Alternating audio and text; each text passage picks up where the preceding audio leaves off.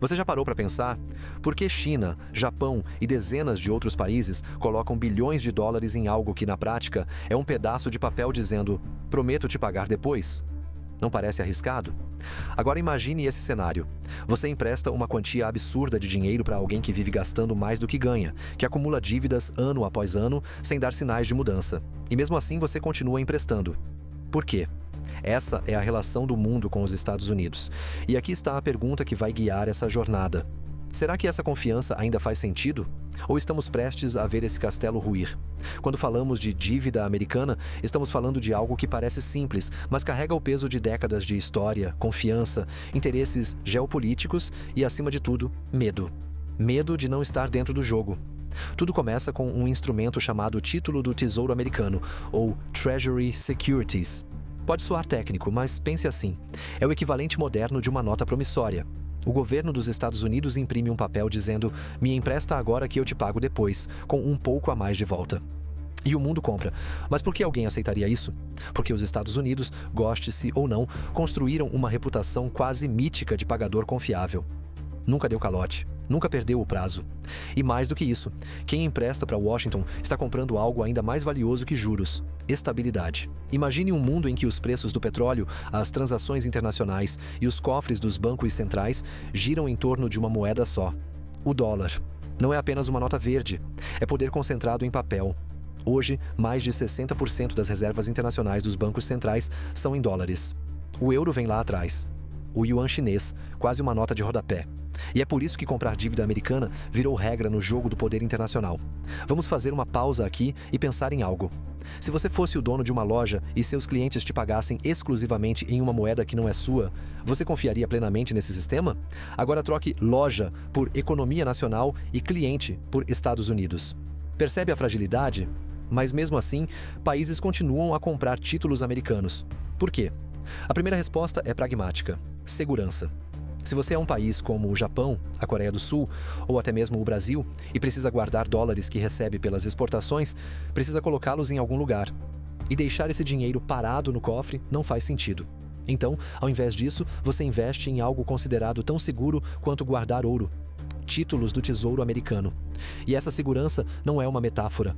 Durante crises mundiais, como o colapso financeiro de 2008 ou o início da pandemia em 2020, enquanto bolsas caíam, empresas fechavam e moedas despencavam, a demanda por títulos dos Estados Unidos subia. Isso mesmo. No meio do caos, os investidores corriam justamente para a dívida americana. Como se dissesse: se tudo der errado, o único em quem ainda confio é o tio Sam. Mas não é só isso. Existe uma segunda razão mais estratégica e talvez mais desconfortável. Países que exportam muito para os Estados Unidos, como China, México e Alemanha, recebem uma avalanche de dólares. E ao invés de simplesmente acumular esse dinheiro, eles o reinvestem nos próprios Estados Unidos. Em outras palavras, os Estados Unidos te compram e você devolve esse dinheiro para ele, emprestando com juros baixos. Parece contraditório? É, mas essa prática ajuda esses países a manter suas próprias moedas competitivas. Comprar títulos americanos mantém seus dólares guardados e, ao mesmo tempo, evita que suas moedas se valorizem demais, o que poderia atrapalhar suas exportações. Ou seja, ao financiar a dívida americana, muitos países estão, na verdade, protegendo seus próprios interesses comerciais, uma jogada fria, calculada e altamente dependente. E aqui nasce um conflito invisível, mas real. Os países precisam dos Zentrum-seu tanto quanto querem se libertar deles. É o dilema clássico da geopolítica moderna. Pouca gente fala sobre isso, mas comprar títulos do Tesouro também é uma forma de fazer política internacional. É um voto de confiança, ou uma ficha de acesso ao clube dos que têm influência sobre os destinos do sistema financeiro global. Quando o Japão ou a China acumulam trilhões em títulos americanos, eles não estão só buscando retorno financeiro. Estão dizendo: tenho algo seu, então me ouça. Estão colocando o dedo no tabuleiro e dizendo: sou parte do jogo. Mas é um jogo perigoso, porque a relação é de interdependência tóxica. Se a China vender todos os seus títulos de uma vez, o dólar despenca, os juros sobem, a economia global treme, inclusive a dela mesma. Se os Estados Unidos deixarem de pagar, o sistema colapsa e o mundo entra numa crise sem precedentes. Ninguém pode sair da mesa sem derrubar o tabuleiro. Hoje, a dívida pública americana ultrapassa os 34 trilhões de dólares, um número tão grande que nem cabe na nossa imaginação. E mesmo assim, países continuam comprando. Por quê? Porque, apesar de tudo, crises políticas, guerras comerciais, mudança de governo, polarização extrema, os EMEWAs ainda são vistos como o porto seguro. Mas e se isso começar a mudar? E se a confiança balançar? E se os sinais de alerta que já estão surgindo nos relatórios internacionais forem só o começo de um movimento maior, mais profundo e talvez irreversível? Imagine acordar numa manhã qualquer, tomar seu café, pegar o celular e descobrir que praticamente todos os seus credores decidiram parar de confiar em você da noite para o dia. Agora, amplie isso. Troque você pelos Estados Unidos da América e credores por países como Canadá, Brasil, Japão, China, Irlanda, Noruega, Índia. O que está acontecendo? Entre novembro de 2024 e janeiro de 2025, algo começou a se mover nos bastidores da economia global. Algo silencioso, mas profundo. Algo que pode mudar o equilíbrio de poder que sustenta o mundo desde a Segunda Guerra Mundial. Uma venda em massa de títulos do Tesouro dos Estados Unidos. Ao todo, os credores estrangeiros se desfizeram de 390 bilhões de dólares em títulos americanos em apenas 3 meses. Não é uma correção de portfólio. Não é um movimento isolado. É uma mensagem. E a pergunta que ninguém ousa fazer em voz alta é: o que acontece quando o mundo começa a desconfiar da maior economia do planeta? O relatório que revelou tudo isso tem um nome técnico, quase entediante. TIC. Treasury International Capital. Sai todo mês. Mas o de março de 2025 tinha algo especial. Ele mostrava os dados de janeiro. E janeiro, como você já sabe, foi o mês em que Donald Trump voltou à presidência dos Estados Unidos. Coincidência? Vamos aos fatos. Durante esses 3 meses, Brasil liderou a debandada, vendendo 55,9 bilhões de dólares em títulos. Irlanda veio logo atrás, com 42 bilhões de dólares. A Cayman Islands, conhecida por ser um centro financeiro offshore usado por grandes fundos e corporações, reduziu 41,2 bilhões de dólares. Canadá, vizinha histórica, aliada fiel, surpreendeu ao cortar 37 bilhões de dólares. Uma ruptura simbólica, uma rachadura na confiança. Noruega, Índia, Reino Unido, Singapura, Coreia do Sul, Suíça, Bélgica, Alemanha, Taiwan, França. A lista segue, um por um, todos tirando o pé do acelerador. Até Japão e China, os 2 maiores detentores de dívida americana, reduziram suas posições. Modestamente? Simulation, mas o gesto é simbólico. Quando os mais fiéis hesitam, os outros observam. Podemos apontar várias causas, e nenhuma sozinha explica tudo. Os juros altos nos Estados Unidos tornam títulos antigos, com taxas menores, menos atrativos, então vender parece uma decisão lógica. A volatilidade do dólar, impulsionada por crises e tensões, assusta quem quer estabilidade, mas tem algo mais sutil, mais profundo, mais político. O medo de uma nova era de instabilidade. A eleição de Trump reacendeu alertas no mundo inteiro. Governos, bancos centrais e investidores institucionais lembram bem do que foi seu primeiro mandato. Tarifas, tensões diplomáticas, sanções, isolamento e imprevisibilidade. E agora, com a volta do America First, a doutrina do interesse nacional acima de tudo, muitos países preferem não correr riscos desnecessários. Não é um boicote, é uma precaução. Em 2022, a invasão da Ucrânia pela Rússia trouxe um novo paradigma. Os Estados Unidos e seus aliados congelaram reservas internacionais russas. Foi um alerta. Se seus dólares estão nos Estados Unidos, eles não estão realmente seguros. Estão sob a jurisdição americana. A resposta começou ali. Mas o movimento ganhou corpo agora. Em corredores discretos de bancos centrais, uma ideia incômoda começou a crescer. E se um dia nós formos os próximos a sofrer sanções? E se a instabilidade política americana, interna e externa, for grande demais para depender do dólar como única âncora? É nesse contexto que ouro, euro, yuan, commodities físicas e até criptomoedas começaram a entrar na mira das reservas internacionais, não para substituir o dólar imediatamente, mas para reduzir a dependência. E essa redução começa justamente pela venda de títulos americanos.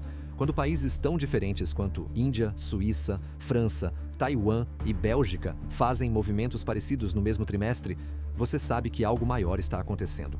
Não estamos falando de especuladores ou fundos voláteis. Estamos falando de governos, bancos centrais, soberanos, instituições que se movem com cálculo, não com impulsos.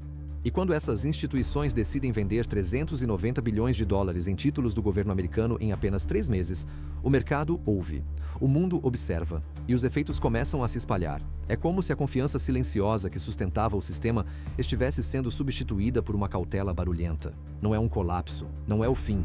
Mas é uma mudança, e toda mudança começa com um movimento sutil. Talvez você pense, ok, mas isso me afeta como? Vamos lá. Quando países vendem títulos americanos, eles colocam mais desses títulos no mercado. A oferta aumenta. Para atrair novos compradores, os juros precisam subir. E quando os juros sobem, o custo de financiamento dos Estados Unidos aumenta. Isso afeta o dólar. Isso afeta o comércio global. Isso afeta o preço de tudo, do trigo ao petróleo, do seu celular à gasolina. E mais.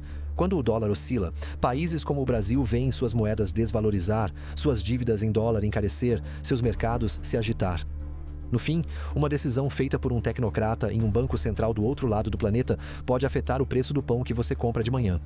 Durante décadas, os Illicit Iwasa foram vistos como a âncora do sistema global. Uma âncora sólida, confiável, previsível. Mas âncoras também enferrujam.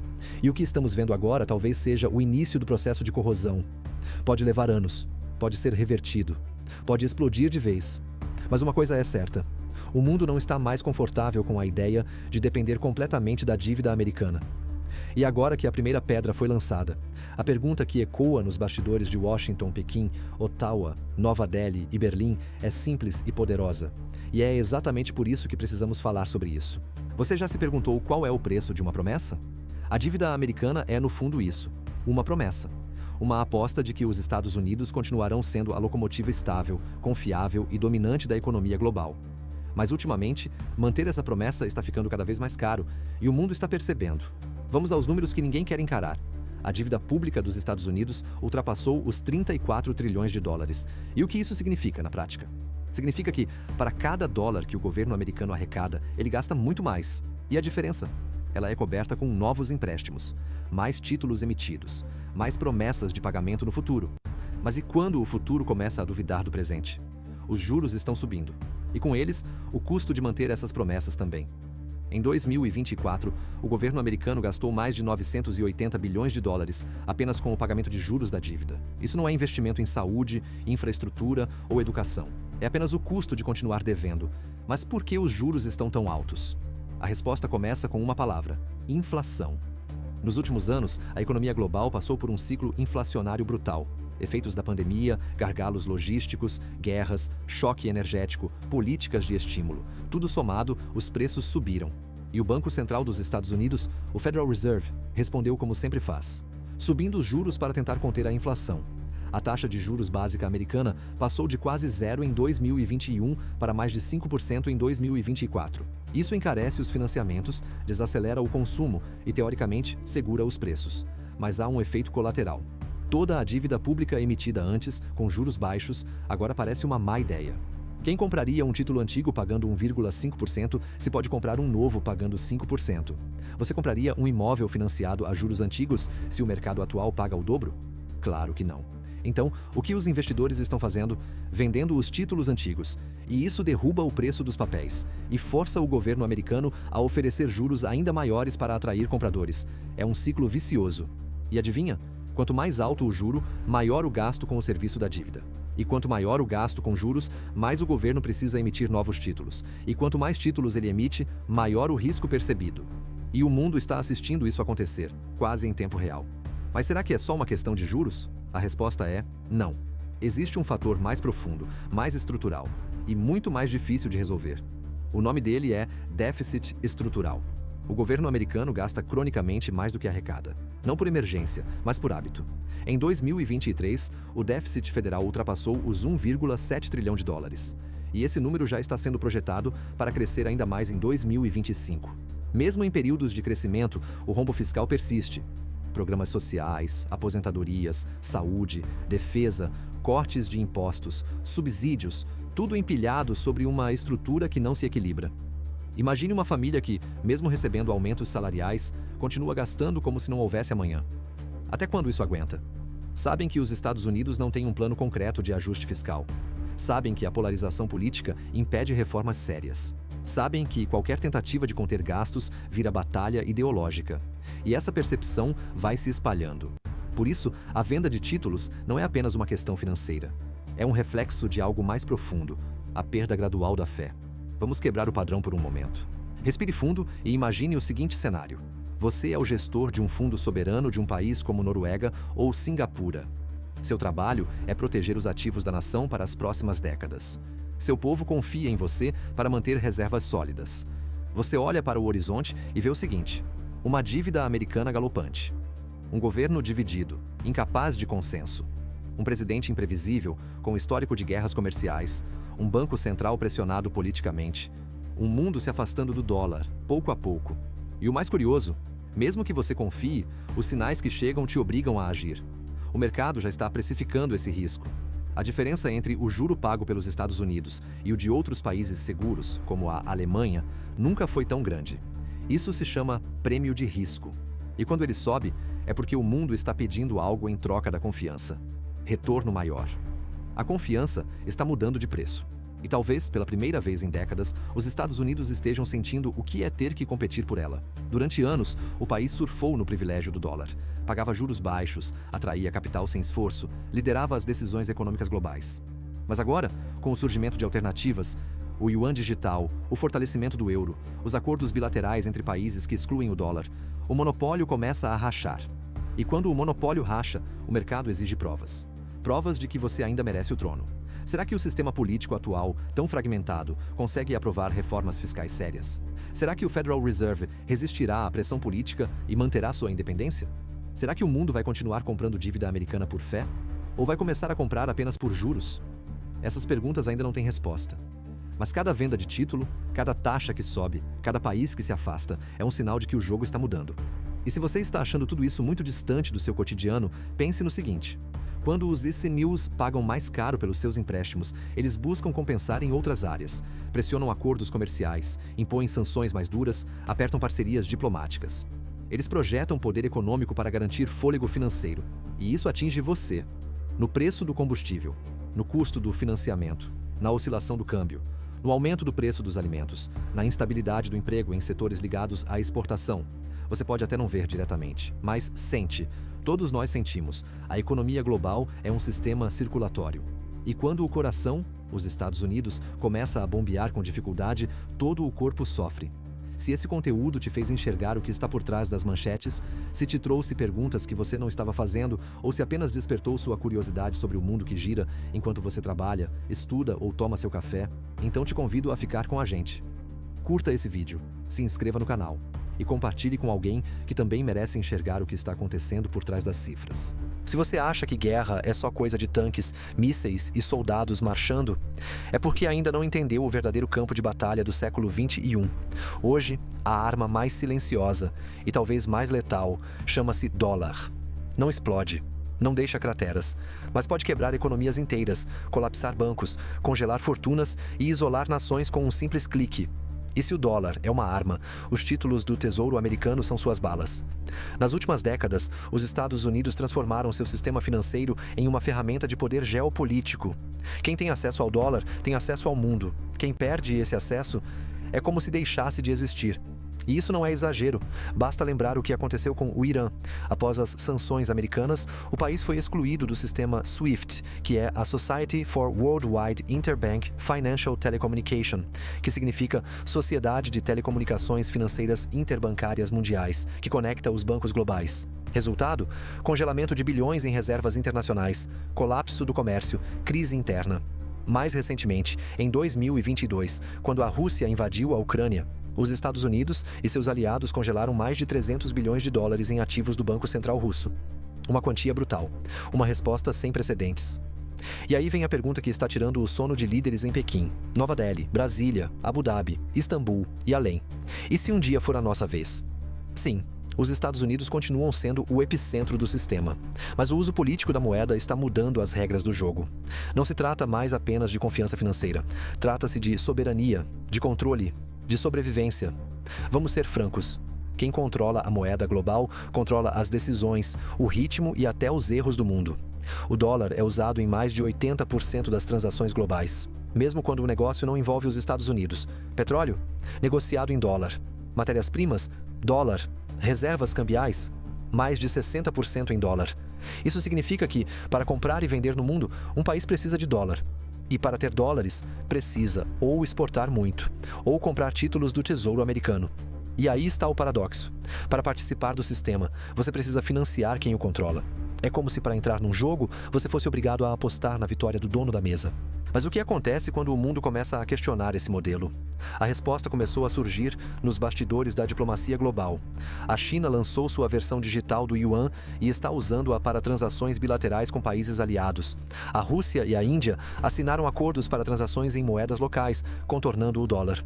O BRICS, grupo que reúne Brasil, Rússia, Índia, China e África do Sul, agora com novas adesões, começou a discutir uma moeda comum para comércio internacional. Esses movimentos não são simples rebeldias, são estratégias. Estrategicamente, o mundo está preparando rotas de fuga. Rotas que, até pouco tempo atrás, pareciam impensáveis. Mas por que isso está acontecendo agora? Porque as sanções mostraram ao mundo algo que até então era apenas uma suposição. Os ativos em dólar podem não ser realmente seus. Se um país guarda reservas em Nova York, em teoria está seguro.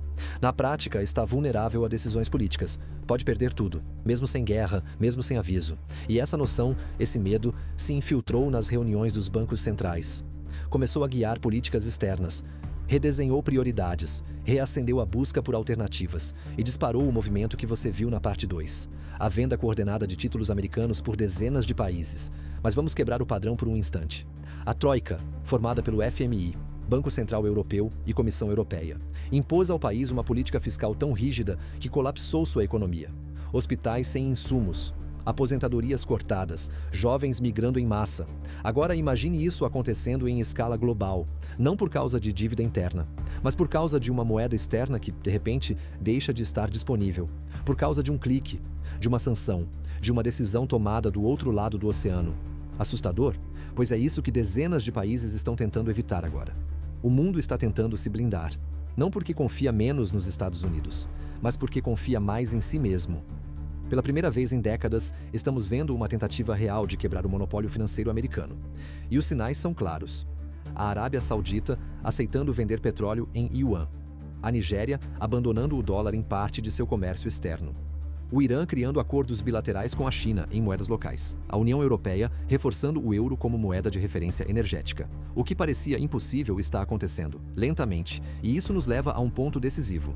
Se os países não querem mais depender do dólar e não querem mais manter trilhões em títulos do Tesouro, para onde esse dinheiro vai? A resposta já começou a aparecer. Ouro. As compras por bancos centrais dispararam. Euro e franco suíço voltaram a crescer como reservas de referência, commodities físicas, reservas de petróleo, cobre, alimentos, infraestrutura própria, investimentos em energia, transporte, defesa e, de forma tímida, mas presente, ativos digitais como o Bitcoin. É o início de um redesenho da matriz de poder financeiro. Mas nada disso acontece sem risco. Os ECUAs não assistem a tudo isso de braços cruzados. Com o retorno de Donald Trump, um homem que vê o comércio internacional como um campo de batalha, a tensão aumentou. Ele já ameaçou retaliar países que abandonarem o dólar. Já disse que quer rever tratados, pressionar aliados, tributar importações, punir rivais. E se o mundo tentar se desconectar, os extenuantes podem reagir. Contudo. Agora, a pergunta que paira sobre tudo isso é: quem vai vencer essa guerra silenciosa? Imagine entrar no mercado hoje, pegar seu carrinho como sempre, seguir pelos corredores que você já conhece. Mas agora, tudo parece diferente. O arroz está mais caro. A carne dobrou de preço. Seu celular novo vai custar o equivalente a 2 meses de salário. E o carro que você estava pensando em trocar? Melhor esquecer. O mais inquietante é que nenhum desses aumentos aconteceu por acaso. Eles não foram causados por desastres naturais, escassez de produção ou erro logístico. Eles foram escolhidos por uma estratégia. E é aí que começa o capítulo mais barulhento dessa história silenciosa. A volta de Donald Trump e sua cruzada tarifária. Em 2 de abril de 2025, os Estados Unidos vão ligar uma bomba no sistema de comércio global. Chamam de tarifas recíprocas. Mas o nome bonito esconde o impacto brutal. A lógica é simples e, ao mesmo tempo, perigosa. Se um país impõe tarifas de 20% sobre produtos americanos, os Estados Unidos vão revidar com a mesma moeda, ou mais. É a nova versão do olho por olho no comércio internacional.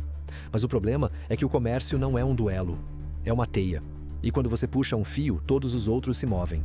Para entender o impacto disso, a gente precisa voltar no tempo. Durante o primeiro mandato de Trump, 18 a 21, os IBD-UZs impuseram tarifas sobre aço e alumínio da União Europeia, sobre carros do Japão, sobre bens eletrônicos da China. Resultado? Retaliações. Reações em cadeia. Preços disparando. A guerra comercial com a China, por exemplo, fez o preço da soja americana despencar, arrasando produtores do meio oeste. E agora, com sua volta ao poder, Trump não apenas retoma essa estratégia, ele a amplia. As novas tarifas são maiores, mais abrangentes e mais ousadas. Segundo o Departamento de Comércio, essa será a maior expansão tarifária desde a Segunda Guerra Mundial. A Federação Nacional do Varejo dos Estados Unidos já publicou um alerta. As tarifas recíprocas devem causar um aumento médio de 9 a 12% nos preços ao consumidor em diversas categorias. Agora pense em um país que depende de exportações para sobreviver. Pense no México, que envia 80% de seus produtos industriais para os Inpacema. Pense no Canadá, que exporta desde alumínio até peças automotivas. Ou na Alemanha, que envia veículos, eletrônicos, farmacêuticos. Todos esses países agora estão correndo contra o tempo para proteger seus mercados internos. E as respostas estão chegando. A União Europeia já indicou que retaliará com tarifas sobre produtos emblemáticos dos Estados Unidos: whisky, jeans, motos, Harley Davidson, carne bovina.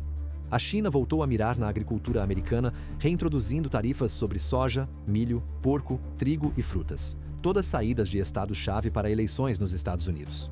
A Canadá está preparando uma lista de contra-tarifas no valor de 125 bilhões de dólares. E, ao mesmo tempo, tenta acelerar um plano para acabar com barreiras comerciais internas. Uma estratégia ousada para reforçar seu próprio mercado doméstico à margem dos Estados Unidos. Vamos contar uma história real. Em 2018, durante a primeira guerra tarifária entre Estados Unidos e China, a fazenda de Scott Vanderwall, um produtor de soja em Minnesota, enfrentou um colapso. O preço da soja despencou quase 30% em menos de 6 meses.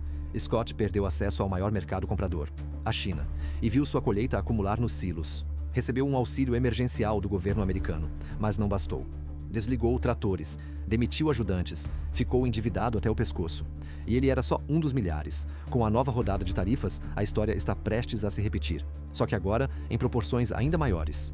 Vamos dar mais um respiro.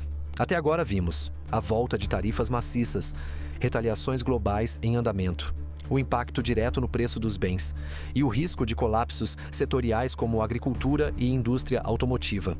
Mas tem algo ainda mais profundo por trás disso tudo. É a mudança de postura dos Estados Unidos em relação ao mundo. A política de Trump não é só comercial, ela é ideológica. Ela parte de uma premissa: o mundo explora os Estados Unidos. E para corrigir isso, é preciso recuar, revidar, punir. Ele rejeita o multilateralismo, desconfia de alianças, não acredita em interdependência, prefere o confronto direto. Mas em uma economia globalizada, esse tipo de visão pode desestabilizar tudo. E não é teoria, já está acontecendo. As montadoras americanas, por exemplo, estão alertando que os custos de produção de veículos devem subir entre $1.000 a $3.000 por unidade. Por quê?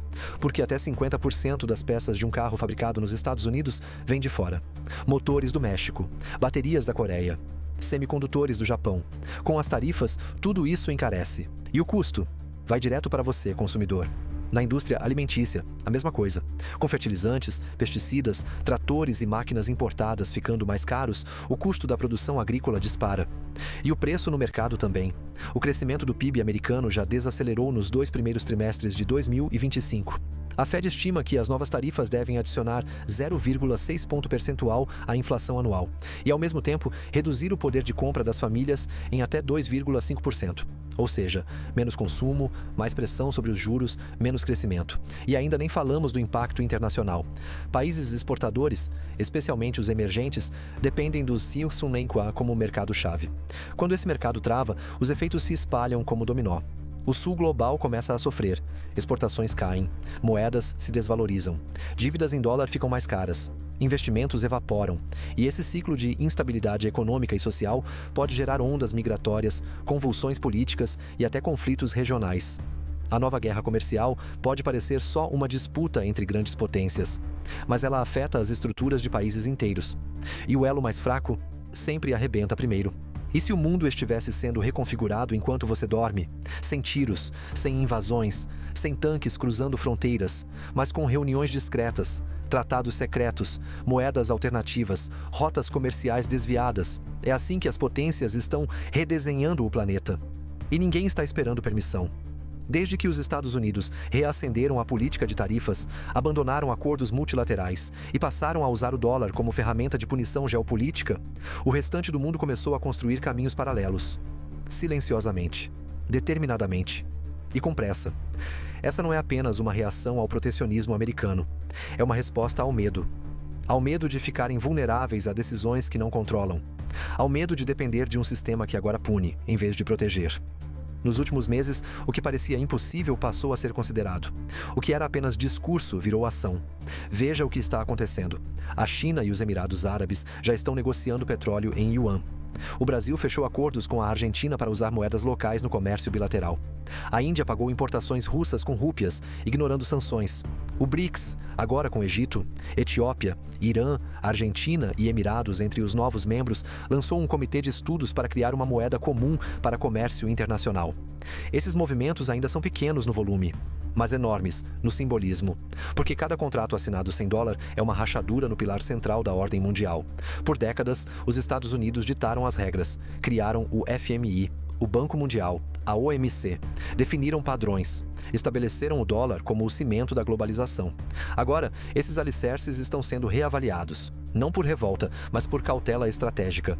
Porque se o sistema atual pode ser usado para restringir, congelar, punir, então não é mais um sistema neutro. E a história mostra que, quando uma arma é usada demais, o mundo procura um escudo. Essa reconfiguração significa novas alianças, novas rotas comerciais, novas regras.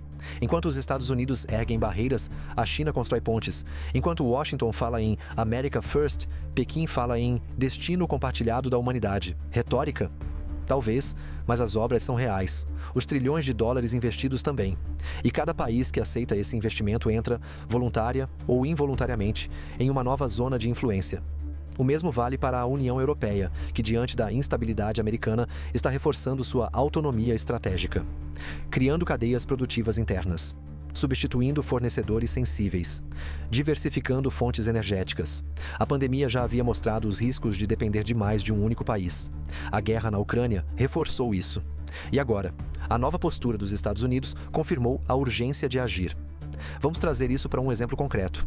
A Holanda, pequena em território, mas gigante em tecnologia, controla 90% da fabricação de máquinas usadas para produzir chips de última geração. Durante o governo Trump, foi pressionada a proibir a venda dessas máquinas à China. Cedeu, mas internamente isso causou rupturas. Eis o dilema: proteger sua aliança com os últimos UI ou proteger seus próprios mercados. Essa tensão está se repetindo em diversos setores: farmacêutico, agrícola, automotivo, energético. As empresas e os países estão tendo que escolher lados. E isso nos leva a outro ponto. Com a erosão do dólar e a fragmentação do comércio global, o mundo está se dividindo em blocos. O Ocidente, liderado pelos EUANES com foco em contenção da China, tarifas, segurança nacional. O eixo asiático árabe-latino, centrado na China, mas com múltiplos polos, defendendo multipolaridade, soberania, diversificação. Esses blocos não são fixos, mas são reais, e conforme as tensões aumentam, as escolhas ficam mais difíceis. Isso representa que o mundo vai se tornar mais volátil, mais fragmentado, mais competitivo, que os produtos que você consome vão depender cada vez mais de onde você mora e com quem seu país negocia. Significa que empregos, investimentos e preços vão começar a se moldar com base em decisões tomadas longe das fronteiras americanas. E que entender esse novo jogo será essencial para sobreviver nele. Alguns impérios ruem em batalhas, outros em acordos silenciosos, mas os mais duradouros não desabam com estrondo. Eles apodrecem por dentro. Não há fogos, não há gritos, só um silêncio crescente que ninguém quer nomear. É aí que estamos, não diante de uma crise passageira, mas de um ponto de virada irreversível. É duro aceitar, mas inevitável. A força americana já não é aceita como natural. Seu protagonismo já não é automático. Sua palavra já não é lei. O mundo, que por tanto tempo orbitou ao seu redor, agora ergue suas próprias constelações. E o império que sempre ditou as regras se vê diante de uma escolha que poucos conseguem fazer com dignidade: ceder espaço. Não se trata de derrota, mas de reconhecimento. Reconhecer que os Estados Unidos não estão falhando por serem fracos, estão falhando por não saberem ouvir, por não perceberem que a hegemonia, quando se torna imposição, vira fardo, e que o sistema que criaram não aguenta mais ser centrado neles. Durante décadas, o mundo aceitou esse arranjo. Aceitou usar o dólar, comprar dívida americana, aceitar os termos impostos por suas instituições, tolerar suas guerras, absorver suas crises. Mas toda paciência tem um limite. E toda liderança tem prazo de validade se não sabe se renovar. O que o mundo quer agora não é substituir os Estados Unidos. É simplesmente não depender mais deles. E essa é, talvez, a maior ameaça que um império pode enfrentar. Porque enquanto o centro finge que tudo continua como antes, a periferia está reescrevendo o mapa. China, Índia, Rússia, Indonésia, Brasil, Emirados, África do Sul, Irã. As siglas mudam, mas o movimento é o mesmo: moedas locais substituindo o dólar. Reservas migrando para ouro, euro e yuan. Tratados comerciais sendo fechados sem supervisão ocidental. Cadeias produtivas sendo nacionalizadas, descentralizadas, protegidas. O sistema unipolar está cedendo. E o mundo, ao invés de ruir, está se reorganizando. Mas e os Estados Unidos?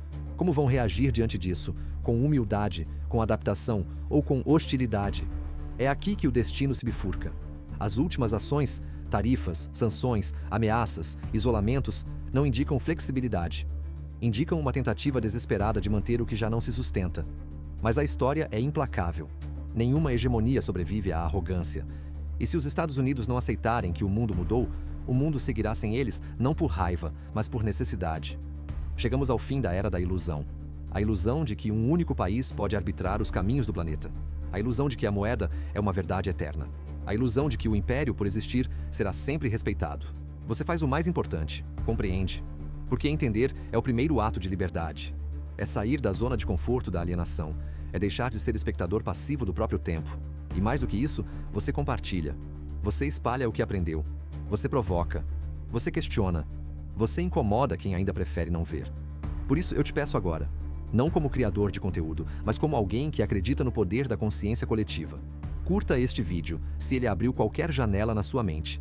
Se inscreva no canal, se você acredita que o conhecimento transforma. Comente, porque a sua visão alimenta a nossa construção coletiva.